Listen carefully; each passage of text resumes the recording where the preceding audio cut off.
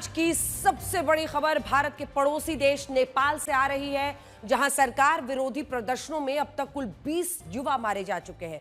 मैं आपको जरा बड़ी स्क्रीन पर लेकर चलती हूं, कुछ तस्वीरें दिखाना चाहती हूं जिनसे आप ये समझ जाएंगे कि आज पूरे दिन आखिर नेपाल में क्या हुआ है। तो सबसे पहले जो तस्वीर है वो दिखाइए, सेना की बख्तरबंद गाड़ी पर प्रदर्शनकारी को देखिए। सबसे पहली तस्वीर देखिए जिसमें एक प्रदर्शनकारी छात्र सेना की बख्तरबंद गाड़ी पर चढ़कर ये पोस्टर लहरा रहा था और ये पोस्टर लहराते हुए वो कह रहा है,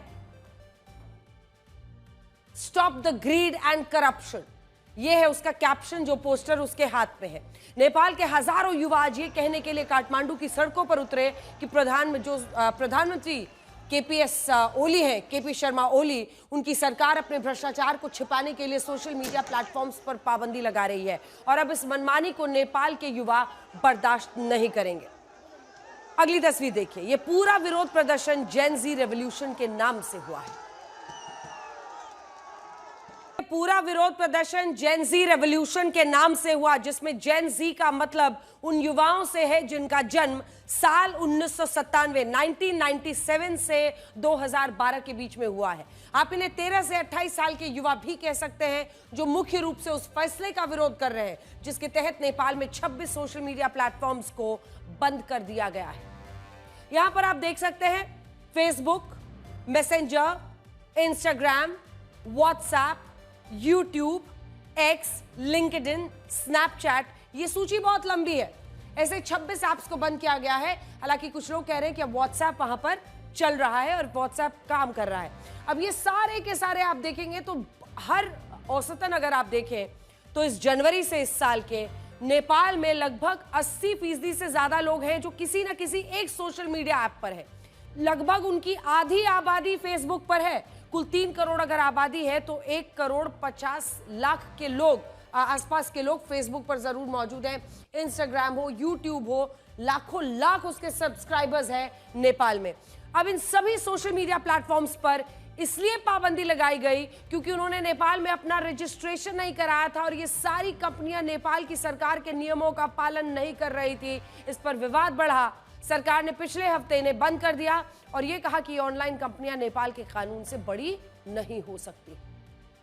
लेकिन इसके बाद नेपाल के जो हजारों लाखों युवा, ये देखिए, ये ड्रोन शॉट्स आप देख रहे हैं, उन्होंने तय किया कि वो नेपाल की संसद में बैठी उस सरकार को ही उखाड़ फेंकेंगे जिसने ऑनलाइन कंपनीज के ऐप्स को बंद किया है। और इसी के बाद ये हिंसक विरोध प्रदर्शन हुआ और इसमें इतने युवा मारे गए। ये जितनी भी तस्वीरें आप देख रहे हैं ये काठमांडू में नेपाल के संसद भवन की है, जहां आज हजारों युवाओं ने सेना पर हमले करके संसद को अपने कब्जे में लेने की कोशिश की। आप इस युवा को देखिए जो अब हम आपको दिखाने वाले हैं, जिसने एक खंबे पे चढ़कर प्रधानमंत्री केपी शर्मा ओली के पोस्टर को फाड़ा। देखिए, अपने जान को खतरे में डाल रहा है। हाई टेंशन वायर्स भी ऊपर से दिख रहे हैं, इधर उधर तार, लेकिन बावजूद इसके वो ऊपर तक चढ़ता है। वो प्राइम मिनिस्टर के इस पोस्टर को फाड़ता है और उसको फिर लोगों के बीच में लहरा देता है। आप जो देख रहे हैं खंबे पर चढ़कर इस शख्स को ये पोस्टर फाड़ता हुआ, ये पूरा इलाका सरकार विरोधी नारों से उस वक्त गूंजने लगा जब इसने ये किया। जब प्रदर्शनकारियों ने संसद भवन के प्रवेश द्वार पर आगजनी करने की कोशिश की और हालात बद से बदतर हो गए तो सरकार ने शूट एट साइट के ऑर्डर्स जारी किए और यह कहा गया कि संसद भवन के आसपास जो भी युवा विद्रोह करते हुए दिखे उसे गोली मार दी जाए। प्रदर्शनकारियों पर शूट एट साइट का भी ऑर्डर हो गया। आज दोपहर को जिस वक्त ये हिंसक विरोध प्रदर्शन हुआ उस दौरान कई प्रदर्शनकारी संसद भवन के अंदर घुसने में भी कामयाब हो गए और स्थिति क्या हुई? स्थिति ये हो गई कि काठमांडू में हाई अलर्ट जारी कर दिया गया। राष्ट्रपति भवन से लेकर प्रधानमंत्री केपी शर्मा ओली और उपराष्ट्रपति के आवास पर कर्फ्यू लगा दिया गया। भारी सुरक्षा इंतजाम कर दिए गए क्योंकि याद रखिए, हाल ही में श्रीलंका और बांग्लादेश में जो तस्वीरें आई थी उसके बाद से सबसे ज्यादा डर यही था कि वैसा ही कुछ सीधा पीएम आवास पर नहीं हो जाए। आप इन तस्वीरों में देखिए, पुलिस और सेना ने प्रदर्शनकारियों को रोकने के लिए आंसू गैस से लेकर रबर बुलेट्स तक का इस्तेमाल किया, लेकिन इसके बाद भी यह हिंसक विरोध प्रदर्शन दूसरे शहरों और जिलों में फैल गया है। अब तक विराटनगर, पोखरा, नेपालगंज, बुटबल, चितवन जैसे जिलों और शहरों में भी हजारों युवा सड़कों पर आ रहे हैं। ये सिर्फ काठमांडू की बात नहीं है, ये आग पूरे नेपाल में फैल रही है। सरकार के द्वारा सोशल मीडिया पर प्रतिबंध लगाने के बाद आज से यहाँ जेनजी रेवोल्यूशन शुरू हुआ है। यहाँ पे लाखों की तादाद में जो है युवा सड़कों पर उतर आए हैं। हम लोग को ये बूढ़ा लोग नहीं चाहिए, अब जो देश चलाएगा वो युवा लोग चलाएगा। हाम्रो साथीहरूलाई गोली लागिरहने यो कहाँको न्याय हो? मिनटमा यहाँ एकजनाले यहाँ गोली हानेको यहाँ इन्सिडेन्ट देख्न सकिरहेको छौँ हामीहरू। यो एकदम गलत हो। यो देशका यी पुराना पार्टीहरूलाई चाहिँ हामीले हराउनु पर्ने छ, हटाउनु पर्ने छ र नयाँ सुरुवात गर्नुपर्ने छ र जय नेपाल। तो हिंसक विरोध में जो कोई बाहर आ रहा है, आपने उनकी बातें सुनी, वो नए नेपाल का गठन चाहते हैं। आपने देखा कैसे पुलिस वाले सर्कल बनाकर किसी तरह से अपने आप को शील्ड से, पत्थरबाजी से रोक रहे थे, लेकिन पुलिस ने भी जो जवाबी कार्रवाई की है उसमें 20 लोगों के 20 विरोध प्रदर्शनकारियों के मारे जाने की खबर है। देखिए, इस हिंसक विरोध प्रदर्शन को लेकर एक नई बात ये पता चली है कि इसका आयोजन एक एनजीओ ने किया था जिसका नाम है हम नेपाल। इसकी वेबसाइट पर लिखा है कि इस एनजीओ को Coca Cola, Viber, gold star और मलबरी होटल समेत कई कंपनियों से 20 करोड़ रुपए का वित्तीय सहयोग मिलता है, जिससे यह सवाल भी खड़ा हो रहा है कि क्या नेपाल की सरकार अब इन कंपनियों के खिलाफ कोई जांच भी शुरू कर सकती है। मैं आपको दिखाना चाहती हूं। इसके अलावा आरोप है कि इस एनजीओ ने इंस्टाग्राम और डिस्कॉर्ड ऐप पर कुछ ग्रुप्स बनाए। ये पेपर मेरे हाथ में है जो मैं आपको अब दिखाना चाहती हूं। ये पेपर मेरे हाथ में है और ये यूथ अगेंस्ट करप्शन, ये वाला जो पूरा मामला है, प्रोटेस्ट कॉल ऑन इंस्टाग्राम, इस पर आप देख रहे हैं। इस एनजीओ ने इंस्टाग्राम और डिस्कॉर्ड ऐप पर कुछ ग्रुप्स बनाए। इस ग्रुप में युवाओं और छात्रों को कुछ वीडियोस के जरिए यह बताया गया कि उन्हें कैसे प्रदर्शन करना है और अपने साथ क्या क्या लेकर आना है। मैं आपको जरा पढ़कर बताती हूं। इसमें जो बातें लिखी गई हैं फॉर टुडेज प्रोटेस्ट, उसमें कह रहे थे please carry the following with you. ये वाला पार्ट जो आप देख रहे हैं नीचे, इससे पहले वाला फ्रेम दिखाइए, उसमें साफ साफ लिखा है बैग, वाटर बॉटल, अम्ब्रेला और फेस मास्क। फेस मास्क भी लिखा है। इससे आप समझ सकते हैं कि आखिर क्या मंशा थी, क्योंकि जैसे ही आप यहां पर ये फेस मास्क देख रहे हैं सबसे नीचे, bag, water bottle, umbrella, face mask, चेहरा छिपाने के लिए फेस मास्क भी, या फिर उन्हें आशंका रही होगी आंसू गैस के गोले छोड़े जा सकते हैं तो अपने आप को बचाने के लिए, जो भी वजह रहा हो, जो खबर है, जो बात सामने आ रही है वो हम आपको दिखा रहे हैं। क्योंकि ये जो यूथ अगेंस्ट करप्शन है, ये जो हम नेपाल है, इसी से माना जा रहा है कि सबसे ज्यादा कॉल और इसको ऑर्गेनाइज किया गया है, इस पूरे प्रोटेस्ट को। तो देखिए, कुछ मीडिया रिपोर्ट्स में यह दावा भी किया गया कि YouTube के बंद होने से जिन कंटेंट क्रिएटर्स, भाई कई लोग हैं जो वहां से अपनी कमाई करते थे, तो जो कंटेंट क्रिएटर्स हैं और छात्रों को नुकसान हो रहा था, उन्होंने VPN का इस्तेमाल करके ये विरोध प्रदर्शन किया और नौबत ये आ गई कि अब पूरे नेपाल में तनाव है। VPN को वर्चुअल प्राइवेट नेटवर्क कहते हैं, जिससे संबंधित जो प्रतिबंधित वेबसाइट्स है, मतलब जो बैंड वेबसाइट्स है और ऐप्स है, उनको भी चलाया जा सकता है। और संभव है कि इस मामले में भी यही हुआ। देखिए, आज मेरे साथ 6 बजे के शो में भी एक बच्ची लाइव थी जिसने कहा कि हम नेपाल एनजीओ से हम हैं, और उसने कहा कि अगर जरूरत पड़ी तो हम VPN का भी इस्तेमाल करके ऐप के जरिए लोगों को इकट्ठा करेंगे, लेकिन अब ये विरोध रुकने वाला नहीं है। अब आप इस विरोध प्रदर्शन की इनसाइड स्टोरी को जरा समझिए। कहानी कुछ इस तरह की है कि 2023 में नेपाल की सरकार ने सोशल मीडिया और ई-कॉमर्स कंपनीज के लिए कुछ निर्देश जारी किए थे, जिन्हें उस वक्त social media usage regulation directive कहा गया। उस वक्त नेपाल की सरकार की दलील क्या थी? वो ये कह रहे थे कि देश में फर्जी अकाउंट खुल रहे हैं, साइबर ठगी हो रही है, लोगों को लूटा जा रहा है, नफरत फैलाने वाली पोस्ट आ रही हैं, ऑनलाइन धोखाधड़ी तेजी से बढ़ रही है, और जिन सोशल मीडिया प्लेटफॉर्म्स और एप्स के जरिए सब हो रहा है उन पर सरकार का कोई नियंत्रण ही नहीं है। सरकार ने इन सारी बातों पर चिंता जताते हुए ऐलान किया कि वो इन सभी कंपनीज और एप्स को जवाबदेह बनाएंगी और इन्हें भी नियमों के दायरे में लाया जाएगा। उसके बाद क्या हुआ? सरकार की इन चिंताओं के साथ ये बात भी उतनी ही सच थी कि उस वक्त नेपाल में सोशल मीडिया पर सरकार की खूब आलोचना हो रही थी, और इस आलोचना का कारण क्या था? वो कारण था भ्रष्टाचार। साल 2023 में नेपाल की सरकार पर एक बड़े घोटाले का आरोप लगा, जिसे नेशनल पेमेंट गेटवे स्कैम कहा गया। उस वक्त नेपाल की सरकार डिजिटल लेन देन के लिए अपने देश में भारत जैसा UPI सिस्टम बनाना चाहती थी, लेकिन बाद में एक नई जांच में यह पता चला कि नेपाल के वाणिज्य मंत्रालय के तत्कालीन सचिव और दूसरे वरिष्ठ अधिकारियों ने जिस सॉफ्टवेयर और उपकरणों को यह सिस्टम बनाने के लिए खरीदा, वो या तो बेकार है या पुराने हैं। इस घोटाले के बाद ही सोशल मीडिया पर नेपाल की सरकार का काफी विरोध हुआ और इसी दौरान नेपाल की सरकार ने कुछ सोशल मीडिया कंपनी से यूट्यूब और ऑनलाइन अकाउंट्स को बंद करने के निर्देश दे दिए। लेकिन जब इन कंपनियों ने ऐसा नहीं किया तो सरकार और सोशल मीडिया कंपनियों में टकराव की स्थिति बन गई। हालांकि इस स्थिति में भी ऐसा नहीं था कि इन नियमों की उस वक्त नेपाल को कोई जरूरत नहीं थी। एक हकीकत यह भी है कि उस वक्त ये कंपनियां नेपाल में होने वाले साइबर फ्रॉड और फेक न्यूज से फैलने वाली हिंसा के मामलों में कोई जिम्मेदारी लेने को तैयार ही नहीं थी, जिसके बाद नेपाल की सरकार ने ये नियम बनाए और इन्हें नेपाल में अपना रजिस्ट्रेशन कराने के लिए कहा कि आप नेपाल में रजिस्टर किया। ऐसा विश्व के कई देशों ने किया है। इस दौरान सरकार का टिकटॉक के साथ विवाद भी हुआ और टिकटॉक कुछ समय के लिए नेपाल में बंद भी हो गया था।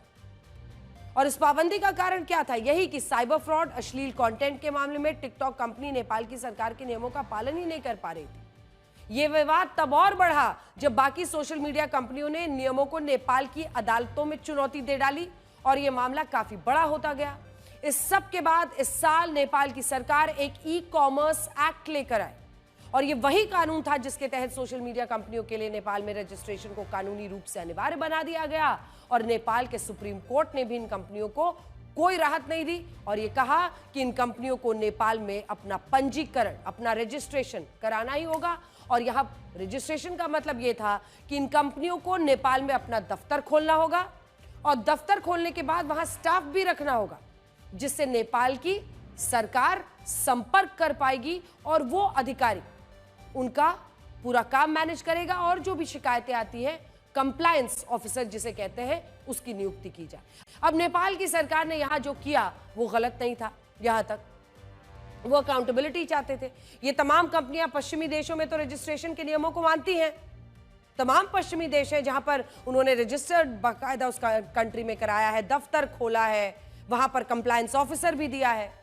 लेकिन नेपाल और भारत जैसे एशियाई देशों में पूरी तरह अपनी मनमानी करती हैं और यहां भी यही हुआ। नेपाल को एक छोटा बाजार समझते हुए कई कंपनियों ने अपना रजिस्ट्रेशन कराना जरूरी नहीं समझा और उसके बाद नेपाल की सरकार ने भी ऐसा नहीं करने वाली 26 कंपनियों के ऐप्स पर अस्थायी प्रतिबंध लगा दिया और इसके बाद आज ये हिंसक विरोध प्रदर्शन हुआ।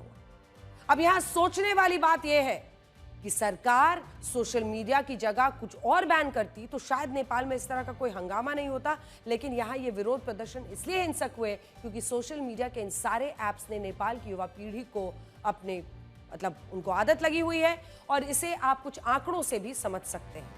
बड़ी स्क्रीन पर लेकर चलती हूँ, कुछ नंबर्स आपको बताते हैं जिससे आप समझेंगे कि आखिर ये इतने बड़े पैमाने पर जो यूजर्स इस वक्त नेपाल में हैं। नेपाल की कुल आबादी है 3 करोड़ और 1.20 मतलब 1 करोड़ 20 लाख लोग। 13 से 28 साल के जो युवा हैं वो 40% जेनजी सरकार के खिलाफ है।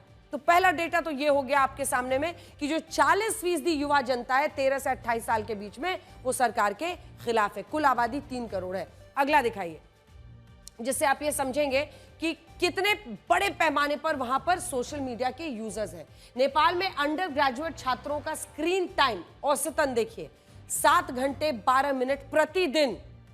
ये वहां का एवरेज टाइम है। जो अंडर ग्रेजुएट छात्र हैं उनका ये एवरेज स्क्रीन टाइम है। और हम आपको एक बार फिर से बताना चाहते हैं, हमारा सोर्स है रिसर्च गेट। रिसर्च गेट के मुताबिक नेपाल में अंडर ग्रेजुएट छात्रों का हर दिन का स्क्रीन टाइम 7 घंटे 12 मिनट है, जो ये बताता है कि नेपाल के ज्यादातर युवा सोने से ज्यादा फोन चला रहे हैं और अपना ज्यादातर समय उन्हीं सोशल मीडिया प्लेटफॉर्म्स पर बिताते हैं जिन्हें सरकार ने अब बंद कर दिया है। इसके अलावा US national institute of health के मुताबिक नेपाल में औसतन हर व्यक्ति का स्क्रीन टाइम अधिकतम 7 घंटे हो सकता है, जो भारत के स्क्रीन टाइम से भी ज्यादा है। भारत में लोगों का औसतन स्क्रीन टाइम 5 घंटे है, लेकिन नेपाल उससे भी आगे है, 2 घंटे आगे।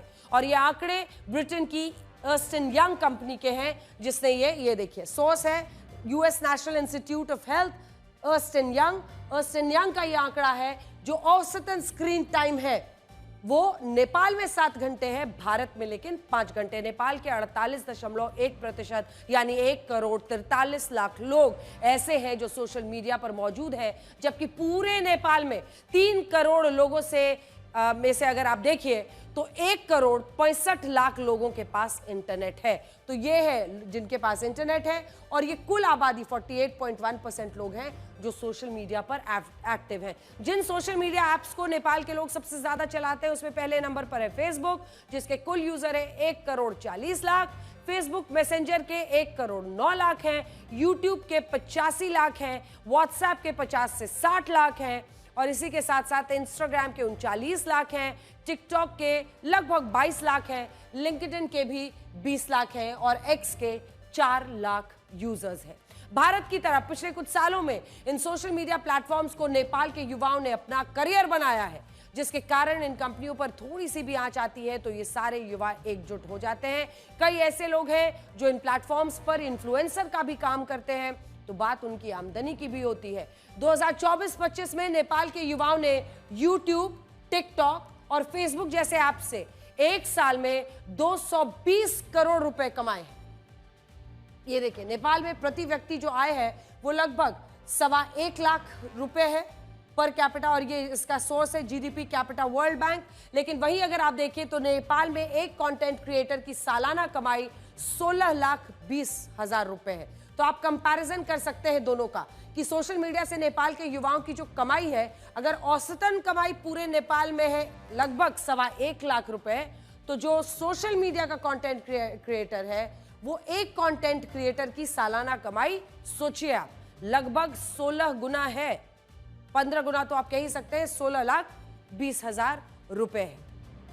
आप अंदाजा लगा सकते हैं कि उनके लिए ये कैसे उनकी जिंदगी से जुड़ा हुआ है, उनके लिए बहुत अहमियत रखता है। ये आंकड़े नेपाल के युवाओं को सोशल मीडिया की तरफ खींचते हैं, और नेपाल के युवा सोशल मीडिया की चमक में इस बात को देख ही नहीं पाते कि जो लोग इससे पैसा कमा रहे हैं उनकी संख्या बहुत ज्यादा नहीं है। लेकिन इसके बावजूद भारत की तरह नेपाल में भी ज्यादातर लोग आसानी से पैसे कमाने के लिए इन सोशल मीडिया ऐप्स के पास जा रहे हैं। और अब जब नेपाल की सरकार ने इन पर बैन लगा दिया तो उन्होंने सरकार को ही अपना दुश्मन मान लिया। और आप खुद जरा नेपाल के लोगों की इन रील्स को देखिए। तो इंस्टाग्राम, यूट्यूब, हर जगह रील्स बनाने की, देखने की एक लत भी है। ये बात सही है कि इस विरोध प्रदर्शन के पीछे बड़ा कारण सोशल मीडिया ऐप्स पर लगा बैन है, लेकिन यह भी सच है कि नेपाल में सरकार ने भ्रष्टाचार को रोकने के लिए कुछ नहीं किया है। नेपाल में भ्रष्टाचार के कारण बेरोजगारी दर 10.71% है, जबकि युवाओं में यही बेरोजगारी दर 20% के पार है।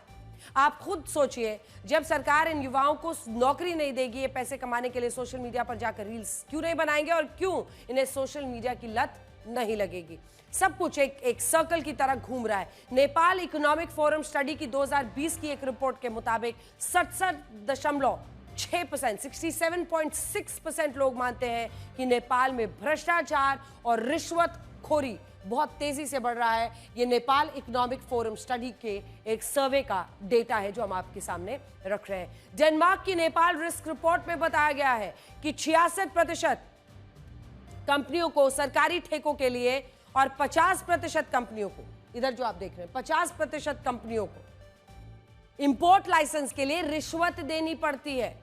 सोचिए, 66% कंपनियों ने रिश्वत दी है सरकारी ठेकों के लिए, और 50% कंपनियों ने इंपोर्ट लाइसेंस के लिए रिश्वत दी है। भ्रष्टाचार के अनेकों और नेपाल के ज्यादातर लोग मानते हैं कि वहां की अदालतों के जज भी अब उनका यह आरोप वो लगाते हैं कि वहां पर भी भ्रष्टाचार फैला है और इंसाफ नोटों की गड्डियों से तय किया जाता है। ये वहां की जनता आरोप लगाती है। आप जरा इस लिस्ट पर नजर डालिए। इसी साल जुलाई 2025 में मंत्री राजकुमार गुप्ता का एक ऑडियो लीक हुआ, जिसमें उन्हें लैंड कमीशन नियुक्तियों में गड़बड़ी करने के लिए 48 लाख नेपाली रुपए के रिश्वत मांगते हुए सुना गया। इसी साल एक जमीन घोटाला हुआ, जिसके आरोप पूर्व प्रधानमंत्री माधव कुमार और 92 अन्य नेताओं और मंत्रियों पर लगा। इसी साल जून महीने में नेपाल टेलीकॉम घोटाला हुआ, जिसमें सरकारी संपत्ति का गबन हुआ, सरकार कॉन्ट्रैक्ट में धोखाधड़ी हुई। मई 2025 में वसूली घोटाला, जिसमें वीजा के लिए रिश्वतखोरी, मानव तस्करी के आरोप लगे। उसके बाद से आप सोचिए कि पोखरा अंतर्राष्ट्रीय हवाई अड्डा घोटाला, जिसमें निर्माण में 875 करोड़ नेपाली रुपए का गबन हो गया।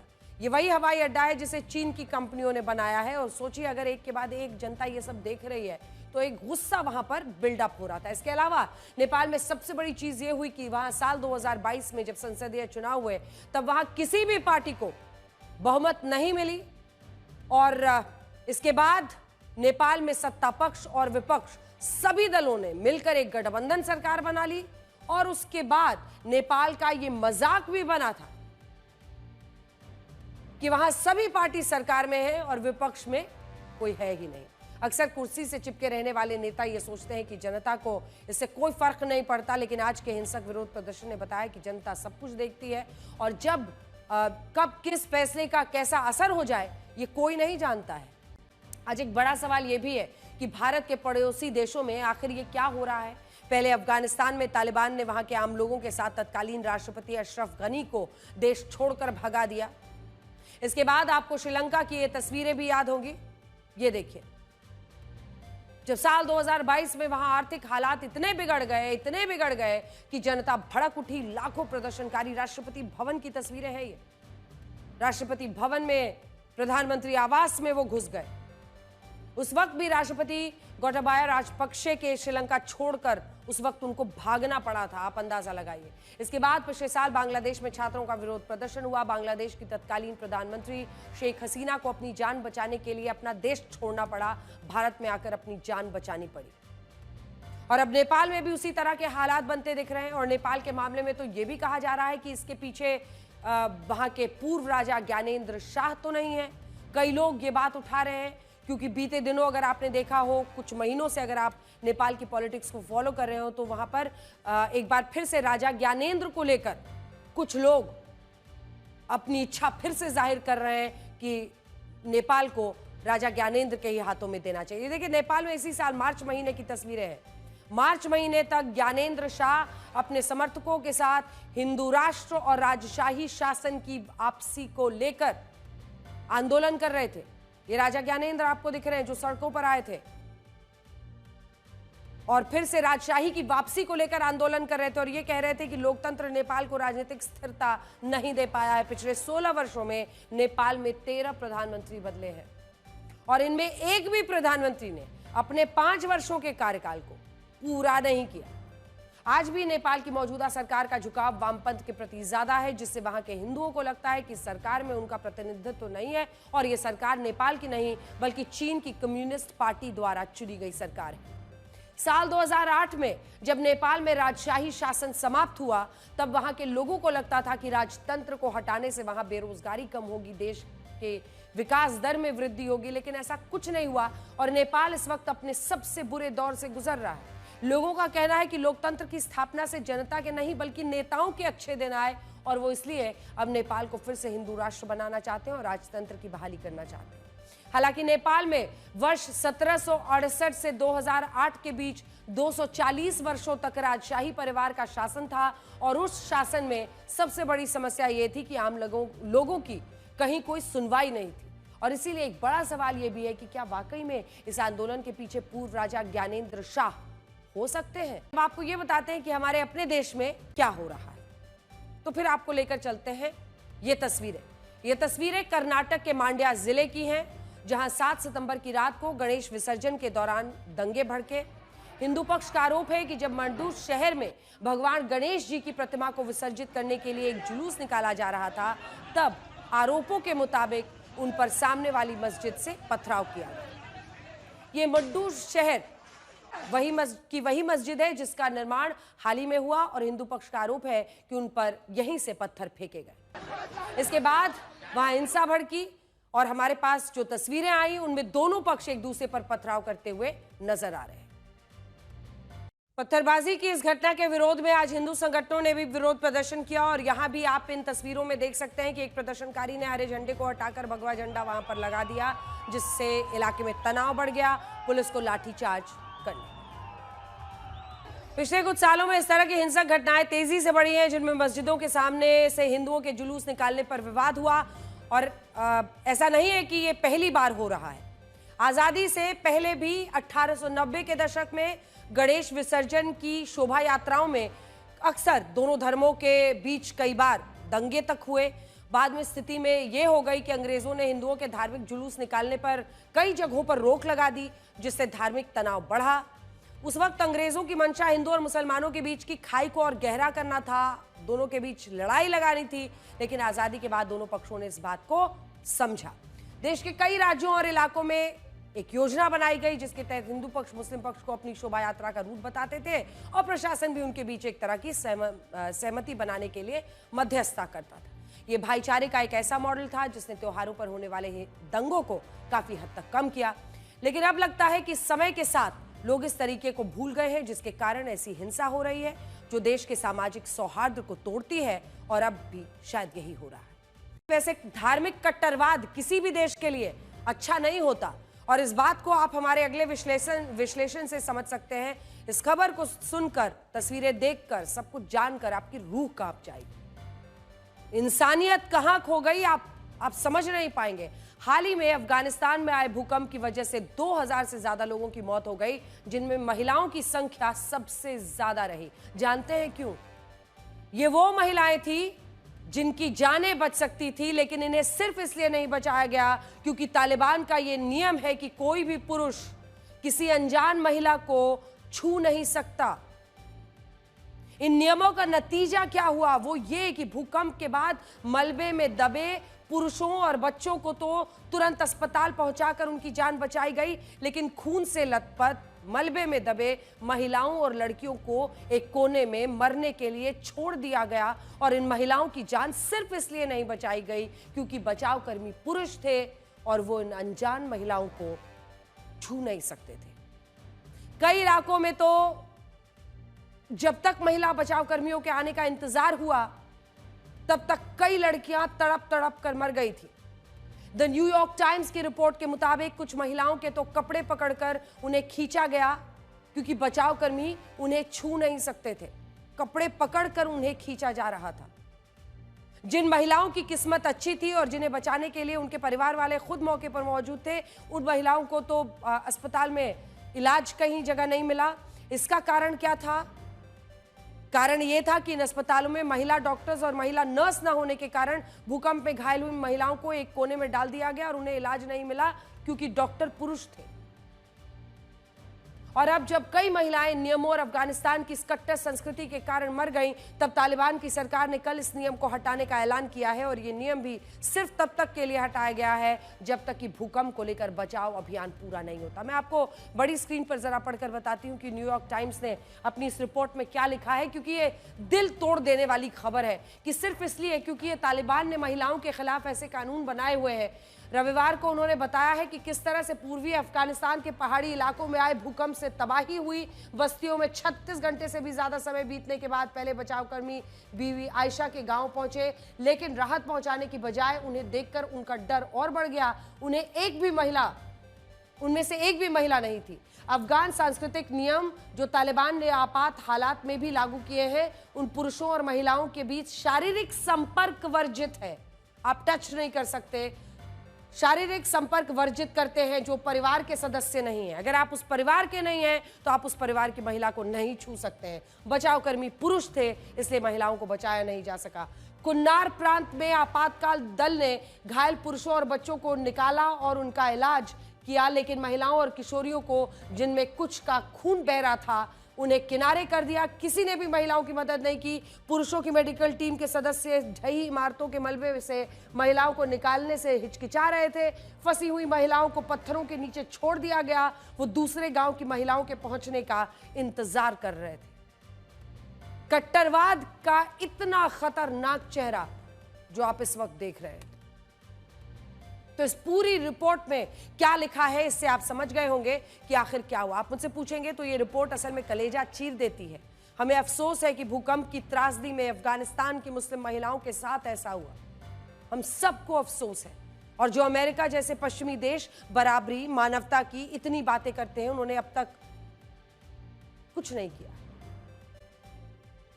खैर, पश्चिमी देशों के इन दोहरे मापदंडों को आप हमारे अगले विश्लेषण से भी समझ सकते हैं। एक तरफ अमेरिका के राष्ट्रपति डोनाल्ड ट्रंप ये कहते हैं कि भारत रशिया से कच्चा तेल खरीदकर यूक्रेन युद्ध की मदद कर रहा है, लेकिन दूसरी तरफ आज की ये खबर आई है कि अमेरिका ने साल 1992 के बाद 32 सालों में पहली बार रशिया से चिकन एग्स यानी अंडे खरीदे हैं। इस साल जनवरी के महीने में जब डोनाल्ड ट्रंप दूसरी बार अमेरिका के राष्ट्रपति बने थे, तब उन्होंने कहा था कि वो अंडे की कीमतों को नीचे ले आएंगे और अमेरिका के लोगों को महंगे अंडे नहीं खरीदने पड़ेंगे। हुआ क्या? उस वक्त एवियन फ्लू नाम के बर्ड फ्लू के कारण अमेरिका में अंडों की कीमतें बढ़ रही थी और फरवरी में पिछले साल के मुकाबले उसकी कीमतें 59% बढ़ चुकी थी। जब राष्ट्रपति ट्रंप सारे तरीके अपनाकर भी अंडे की कीमतों को कम नहीं करा पाए तो उन्होंने रशिया से मदद मांगी और रशिया से सिर्फ जुलाई के महीने में 4 करोड़ रुपए के अंडे खरीदे। 32 साल में पहली बार ऐसा हुआ जब अमेरिका के बाजार में रशिया के अंडों की एंट्री हुई है। 32 साल में पहली बार। जुलाई महीने में अमेरिका ने ब्राजील से 78 करोड़ के अंडे खरीदे, जिस पर राष्ट्रपति ट्रंप ने 50% का टैरिफ लगाया है। मेक्सिको से 32 करोड़ के अंडे खरीदे, भारत से 8 करोड़ 20 लाख रुपए के अंडे खरीदे, सऊदी अरब से 4 करोड़ 60 लाख रुपए के अंडे खरीदे और रशिया से खरीदे 4 करोड़ रुपए के अंडे। सोचिए, खुद तो अमेरिका अपने लोगों को रशिया से अंडे खरीद कर बेच रहा है और इस पर यह दलील दे रहा है कि उसने अपने लोगों की जरूरत और महंगाई को ध्यान में रखते हुए ऐसा किया है। अब इस अंडे के बदले जो पैसा रशिया को मिल रहा है उससे तो न जाने कौन सी माला बनाएंगे राष्ट्रपति पुतिन। वो पैसा वो युद्ध में तो लगाते नहीं है, लेकिन भारत के मामले में वो ये कहता है अमेरिका कि हम अपनी जरूरत का कच्चा तेल भी रशिया से क्यों खरीद रहे हैं। सोचिए कितना बड़ा मजाक है। अमेरिका इस समय पूरी दुनिया के साथ ऐसा ही मजाक कर रहा है। अमेरिका में हर आदमी साल भर औसतन 250 अंडे खाता है। आप भी गिनने लगे होंगे कि औसतन एक दिन में कितना, तो मुझे लगता है कि एक अंडे से थोड़ा कम। शायद हो सकता है कि इसी वजह से राष्ट्रपति ट्रंप ने अपनी घटती लोकप्रियता को बढ़ाने के लिए रशिया से अंडे खरीदे हों, लेकिन एक बार उन्हें यह भी सोचना चाहिए कि फिर वो इसी रशिया से कच्चा तेल खरीदने के लिए भारत का इतना विरोध क्यों करते हैं। वैसे पिछले 72 घंटों में भारत को लेकर राष्ट्रपति डोनाल्ड ट्रंप का रुख कई बार बदला और इस बदलाव में काफी कुछ छिपा भी हो सकता है। शुक्रवार को राष्ट्रपति ट्रंप ये कह रहे थे कि शायद अमेरिका ने चाइना के हाथों भारत और रशिया को खो दिया है, डीपेस्ट डार्केस्ट चाइना के हाथों। ऐसा लगता है कि हमने भारत और रूस को सबसे गहरे सबसे अंधकार में चाइना के हाथों खो दिया। ईश्वर करे कि इनका भविष्य लंबा और समृद्ध हो। तंज के साथ उन्होंने ये लिखा। लेकिन इसी के कुछ घंटों बाद राष्ट्रपति ट्रंप ने यह कहा कि भारत और अमेरिका के बीच एक खास रिश्ता है और मोदी हमेशा उनके दोस्त रहेंगे और वो एक महान प्रधानमंत्री है। अगर आप देखें तो ये ऑपरेशन सिंदूर के बाद पहली बार मौका था जब प्रधानमंत्री मोदी ने भी राष्ट्रपति डोनाल्ड ट्रंप के बयान को लेकर कोई प्रतिक्रिया दी। प्रधानमंत्री नरेंद्र मोदी ने एक्स पर लिखा कि वो राष्ट्रपति ट्रंप के सकारात्मक आकलन की हृदय से सराहना करते हैं और भारत और अमेरिका के बीच एक पॉजिटिव, सकारात्मक और व्यापक वैश्विक रणनीतिक साझेदारी होनी चाहिए। राष्ट्रपति ट्रंप के बयान और उस पर प्रधानमंत्री मोदी की इस प्रतिक्रिया के बाद भारत और अमेरिका के संबंधों के फिर से पटरी पर आने की उम्मीद जगी और ऐसा कहा जा रहा है कि शायद राष्ट्रपति ट्रंप भारत को लेकर फिर से थोड़े नरम हो सकते हैं। हालांकि ये सारे सिर्फ अनुमान हैं और राष्ट्रपति ट्रंप अपने अगले बयान में क्या कह देंगे इसके बारे में कोई नहीं जानता। ये बात हम आपको क्यों कह रहे हैं, इसे आप राष्ट्रपति ट्रंप के ट्रेड एडवाइजर पीटर नवारो के इन बयानों से समझ सकते हैं, जो भारत के खिलाफ लगातार झूठा प्रचार कर रहे हैं, एजेंडा चला रहे हैं, प्रोपेगेंडा फैला रहे हैं। लेकिन अब उनके झूठ का फैक्ट चेक उन्हीं के देश के सोशल मीडिया प्लेटफॉर्म एक्स ने कर दिया है और इसके बाद से पीटर नवारो एक्स के मालिक एलॉन मस्क से नाराज हो गए हैं, भड़क गए हैं। पीटर नवारो ने 6 सितंबर को एक्स पर लिखा, भारत के सबसे ज्यादा टैरिफ का असर अमेरिका में नौकरियों पर पड़ता है। भारत सिर्फ मुनाफे के लिए रशिया से तेल खरीदता है। इससे मिलने वाली आय रशिया की वॉर मशीन को मजबूत करती है। लोग मरते हैं, अमेरिकी टैक्स पेयर का पैसा खर्च होता है और भारत बहाने बनाता है। उन्होंने इसे फैक्ट भी बताया, लेकिन उनके इस कथित फैक्ट का फैक्ट चेक एक्स ने ही कर दिया और तथ्यों के साथ एक्स के कम्युनिटी नोट्स ने तुरंत प्रतिक्रिया दी और बताया कि भारत की तेल खरीद एनर्जी सिक्योरिटी के लिए है और यह किसी प्रतिबंध का उल्लंघन नहीं है। इसमें यह भी लिखा था कि भारत जरूर कुछ टैरिफ लगाता है, लेकिन सर्विसेज में अमेरिका का ट्रेड सरप्लस है, जो हम आपको बार बार ब्लैक एंड व्हाइट में बता रहे हैं। सर्विसेज में अमेरिका का ट्रेड सरप्लस है और खुद अमेरिका रशिया से यूरेनियम फर्टिलाइजर खरीदता है। एक्स के नोट्स में पीटर नवारो के बयान को डबल स्टैंडर्ड तक बता दिया। तो इससे आप समझ सकते हैं कि पीटर नवारो की बौखलाहट कौन से स्तर पर चल गई होगी। तो ये आप देखिए, पीटर नवारो ने जो लिखा उसके बाद से ये जो कम्युनिटी नोट आया उस पर करंटली रेटेड हेल्पफुल, इसमें आप देखिए भारत की रशिया तेल खरीद एनर्जी सिक्योरिटी के लिए है। नवारो के झूठ की पोल वहीं पर खोल दी गई, फैक्ट चेक हो गया एक्स पर और उसके बाद ये लिखा, ये तेल खरीद अंतर्राष्ट्रीय कानून का उल्लंघन नहीं करती है क्योंकि रशिया से तेल खरीदने पर कोई बैन है ही नहीं। अमेरिका भारत पर दबाव डालकर अरबों डॉलर का रशिया सामान आयात कर रहा है। उनका यह भी कहना था, जो फैक्ट चेक हुआ, कि अमेरिका खुद तो रशिया से करोड़ों का सामान खरीद रहा है और भारत पर दबाव बना रहा है। ये उसके दोहरे मापदंड को दिखाता है। तो इससे आप समझ गए होंगे कि जब ये फैक्ट चेक हो गया उसके बाद पीटर नवारो का गुस्सा कौन से आसमान पर पहुंच गया होगा। ये जवाब पीटर नवारो बर्दाश्त नहीं कर पाए और वो अपने झूठ की पोल खुलते ही एक्स के मालिक एलॉन मस्क पर भड़क गए और ये कहा कि वो अपने नोट्स में प्रोपेगेंडा को जगह दे रहे हैं और उन्होंने इस नोट्स को घटिया बताते हुए फिर से अपना पुराना बयान दोहरा डाला। इस पर एलॉन मस्क ने बिना नाम लिए पीटर नवारो को जवाब दिया और कहा कि इस प्लेटफॉर्म पर लोग खुद ही नैरेटिव तय करते हैं, सभी के तर्क सुने जाते हैं और कम्युनिटी नोट्स सबका डेटा ठीक करता है। इसके बाद पीटर नवारो ने पूछा कि क्या एक्स को ऐसे पोस्ट डालने चाहिए जिसमें दूसरे देशों के हितों को ध्यान में रखने वाले ऑब्जर्वर्स अमेरिका की घरेलू अर्थव्यवस्था और राजनीति में दखल करते हैं। एक्स के कम्युनिटी नोट्स ने इसका तीखा और सटीक जवाब दिया और कहा कि ये जवाब फॉरेन इंटरेस्ट के आधार पर नहीं लिखे जाते, इसके लिए पूरा सिस्टम है जिससे जवाब में कोई पूर्वाग्रह ना हो। इसमें नवारो को आईना दिखाते हुए कहा कि आप खुद अक्सर दूसरे देशों की नीतियों पर दुर्भावनापूर्ण टिप्पणी करते हैं और ये बात यहीं खत्म नहीं हुई।